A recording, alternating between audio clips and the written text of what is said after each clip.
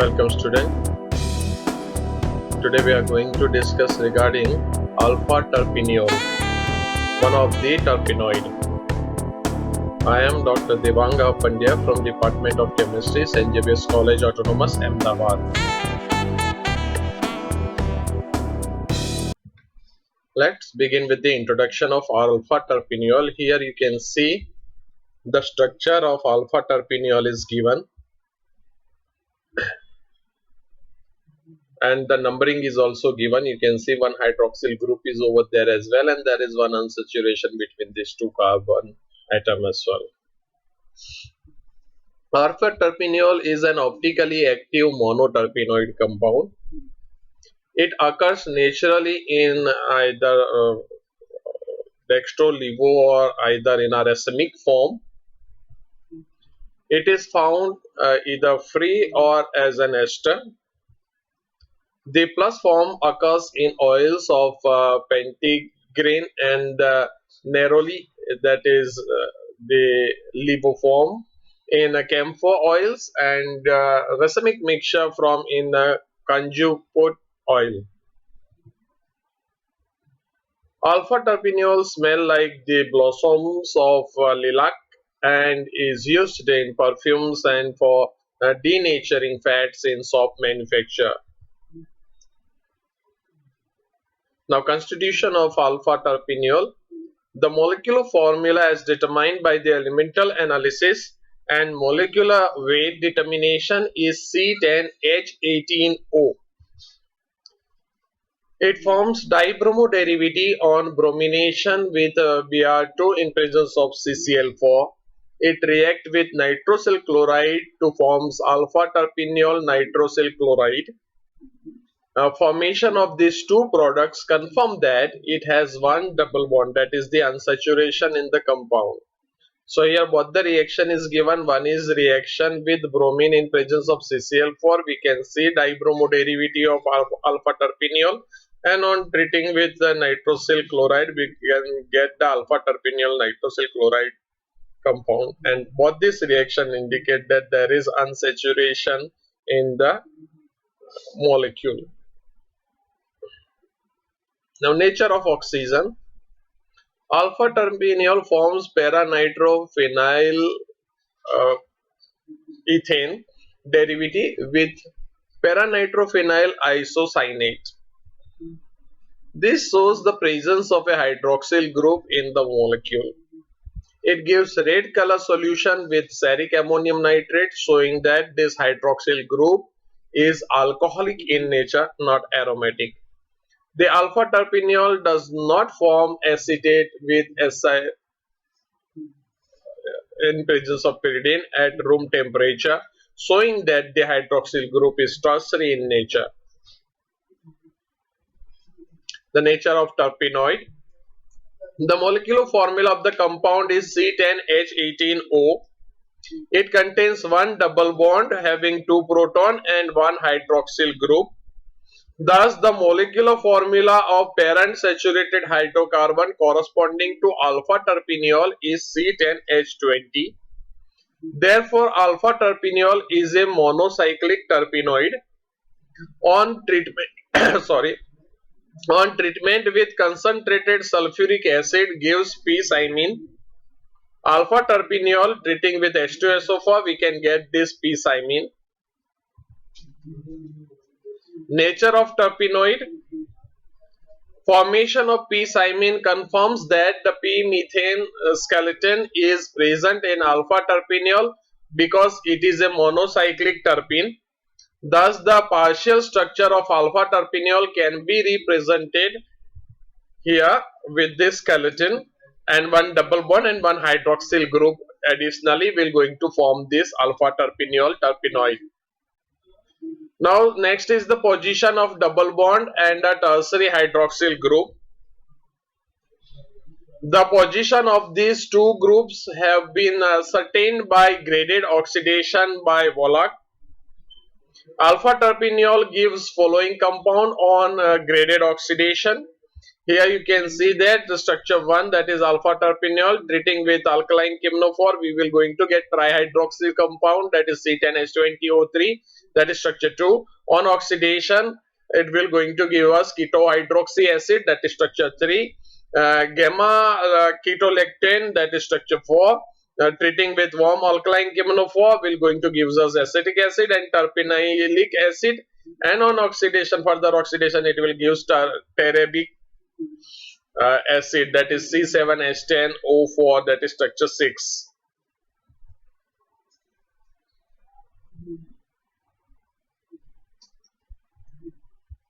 The formation of trihydroxy compound, that is structure 2, from alpha terpineol with 1% alkaline camphor is due to the hydroxylation of olefinic bond present in the compound. Compound 2, on further oxidation with chromium in presence of acetic acid, chromium oxide in presence of acetic acid, gives a ketolactane, that is C10H16O3, that is structure 4. Formation of ketolactane, that is structure 4, is due to the breaking of vicinal diol group present in the compound 2, and the number of carbon in compound 1, 2 and 4 are similar. Formation of compound 4 from compound 2 without loss of any carbon shows that a double bond must be present in the p-methane ring of compound 1. Now, compound 4 contains a keto group and a gamma lactam nucleus. Presence of keto group, that is lambda max Vmax Vim number, that is 1725 semi-inverse, and gamma lactam nucleus at 1765 semi-inverse has been confirmed by its IR spectrum. The keto group of compound 2 is in the form of a methyl ketone, has been confirmed by iodoform test. The compound 4 gives acetic acid, and compound 5, that is C8H12O4, when warmed with alkaline camphor. Formation of acetic acid also reveals that the compound 4 contains CH3CO group. Now the formation of methyl ketone lactane, that is structure 4, for compound formed from compound 2 can only be explained if one can assume that the methyl group is present on a vinylic carbon. Thus, the partial structure of alpha terpineol can be presented as this, where we can have this double bond, yet hydroxyl group, tertiary hydroxyl group is missing in this one. So, on addition that, we're going to get the structure of alpha terpineol. Now, position of tertiary hydroxyl group. The tertiary hydroxyl group of alpha terpineol should be present on tertiary carbon. The p-methane nucleus, there is only one carbon which is tertiary in nature, and the carbon is carbon 8. Hence, of the possible structure of alpha terpineol can be represented like this one, where you can see at our carbon 8 we have the tertiary hydroxyl group. Now, presence of hydroxyl group at carbon 8 has been supported by the formation of compound 5 and compound 6.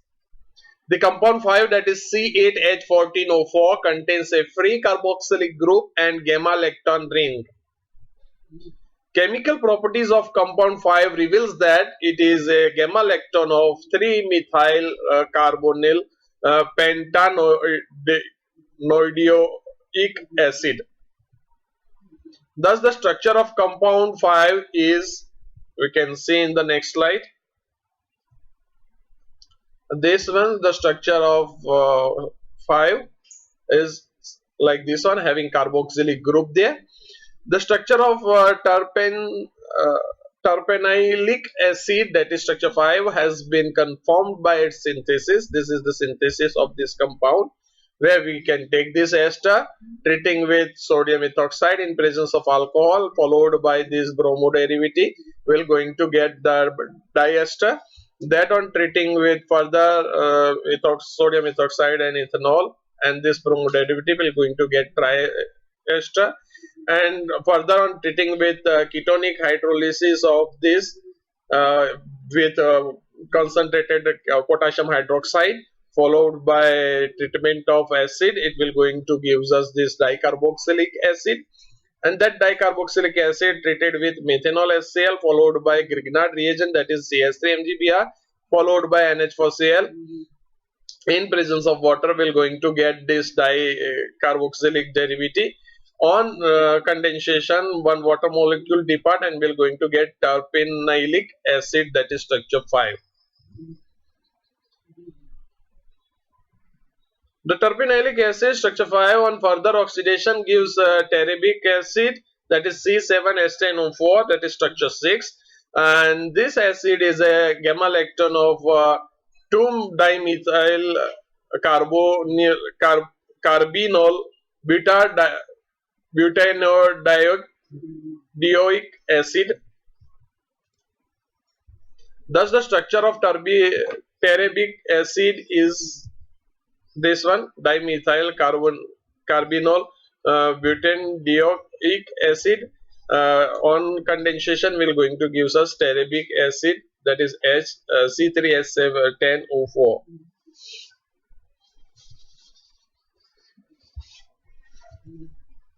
The structure of terbic acid is finally confirmed by its synthesis. This is the synthesis of terbic acid.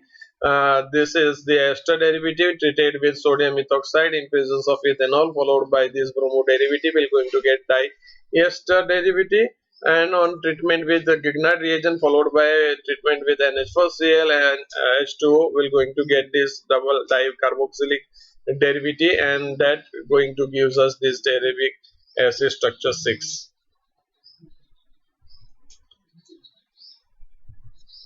Structure of terpineolic acid and terbic acid confirms that the tertiary hydroxyl group is present on the tertiary carbon having gem dimethyl group.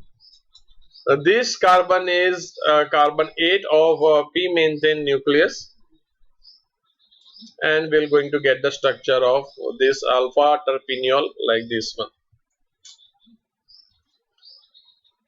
Now the structure explain all the experimental results obtained from alpha terpineol. That means this structure 1 treated with alkaline camphor will going to get structure 2, on treating with on oxidation will going to get structure 3. So all this will going to obtain, and that is why this position of tertiary hydroxyl group is right. When treating with lactonization, we're going to get methyl keto, gamma lactone, homo terpineolic methyl ketone. On treating with warm alkaline camphor, we're going to get this terpineolic acid, and on oxidation, we're going to get terbic acid. So all this reaction can be obtained on showing the position. Then after the rest of the things we're going to obtain. Finally, that structure has been confirmed by its synthesis. We have now Perkin synthesis, p-toluic acid treated with H2SO4. We're going to get the sulfonic acid derivative treated with potassium hydroxide. On doing fusion, we're going to get that this 2 proton is substituted by potassium. So that derivative is obtained. On treating with acid, we're going to get carboxylic and hydroxyl group. Then on reduction with sodium ethanol, we're going to get all this double bond is going to remove. On treating with HBr, we'll get bromo derivative, which on treating with pica base pyridine, HBr is lost, and we're going to get this racemic mixture of this acid. In treatment with ethanol HCl, we're going to get the ester. Then this ester derivative treated with Grignard reagent followed by NH4Cl and H2O, we're going to get racemic mixture of alpha terpineol. Next is the second synthesis, that is ALDA and VOC synthesis. In this method, the racemic mixture of alpha terpineol is synthesized by dialsalder addition, in which diene is the isoprene and dienophile is a methyl acrylate. The reaction is carried out by anhydrous AlCl3. So here you can see dialsalder reaction, cyclization will take place. We are going to get this cyclohexane derivative treated with Grignard reagent followed by NH4Cl and H4OH. We are going to get alpha terpineol. The problem in this reaction is complete the reaction and give the name of the product. We're going to have this problem from this kind of reactions, and that we can perform nitrosyl chloride what we can get, then after treated with sodium ethoxide what we can get, and from after that treating with H2SO4 what we can get. So this kind of question would be asked in exam. If then you can take alpha terpineol treating with so nitrosyl chloride, we're going to get nitrosyl alpha terpineol nitrosyl chloride derivative. This is the resonating form of it, and then treatment with sodium ethoxide we're going to get this derivative, and on treating with H2SO4 we're going to get canon structure. Well, this is enough from my end. Thank you very much for paying attention to this video lecture. Keep asking question. As you know, asking question is a beautiful way to gain knowledge. Thank you. Welcome student. CH6501 unit 2 PE terpenoid. One more terpenoid we are going to discuss today, that is camphor. I am Dr. Devanga Pradia from Department of Chemistry, St. Xavier's College, Autonomous, Ahmedabad. Let's begin this with the introduction. Camphor, that is having the molecular formula C10H16O, melting point 178.6 degrees centigrade, and this is its. Camphor occurs in all the parts of the tree of camphor, that is Cinnamomum camphora, growing in Japan and Brazil. Concentration of camphor is maximum in the wood. These are some UV, IR, NMR and MS mass spectrometer data confirming the structure of camphor as this one. So this is the structure of camphor. Molecular formula based on the analytical data and molecular weight determination was found to be C10H16O. Camphor added a molecule of hydroxylamine to form an oxime. With semicarbazide hydrochloride and phenylhydrazine hydrochloride, it afforded a semicarbazone and a phenylhydrazone respectively to indicate the presence of a carbonyl group. It did not react with bromine or nitrosyl chloride, which infers the absence of a double bond in the compound. Thus, it was deduced that the camphor is a saturated ketone. The parent saturated hydrocarbon would be C19H19O plus 2H through proton for the oxygen of the carbonyl, and it gives C10H20. I think it is misprint. CnH twice n 2 twice n minus 2. So C10H18 would be there, and therefore it is a bicyclic saturated keto compound. The presence of carbonyl group was further confirmed by the treatment of camphor with iodine when carvacrol, that is 2.37 structure, was obtained. This also suggested that the phenolic group has arisen from the carbonyl group, which must be in alpha position to methyl group in a six-membered ring. The presence of a six-membered ring was supported when camphor was distilled with zinc chloride and phosphorus pentachloride to afford p-cymene, that is structure 2.21.